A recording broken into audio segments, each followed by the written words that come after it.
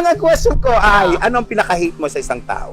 Mapang mata. Yun nga, mayayabang na walang pakinabang. Yung mga hindi marunong lumingon sa pinanggalingan nila. Mga walang utang na loob. Parang gano'n, no? Kung ano man yung gustong-gusto mo sa isang tao at bigyan mo ako ng example kung sino yon at bakit mo siya gusto. Marami akong ganyang tao na hinahangaan ngayon. Gaya ni Coco, gusto ko yung pagka-addict niya sa trabaho. Halos ayaw niya na magpahinga. Ginagawa niya yan, tapos ang dami niya pang tinutulungan on the side. Pera pa yung pamilya niya. Yung ganong klaseng ugali sa showbiz, bira yun. Hindi na iniisip yung sarili. Ang iniisip lahat kung paano tutulungan. Tignan mo.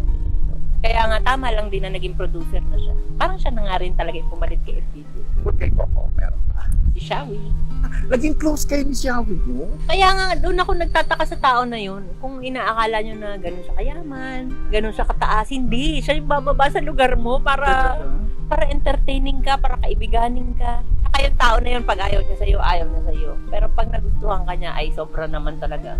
Kung kaya mong mabuhay sa tundo, kaya mo ring mabuhay saan man sa mundo. Morley Alinio. Ito ang Tundo.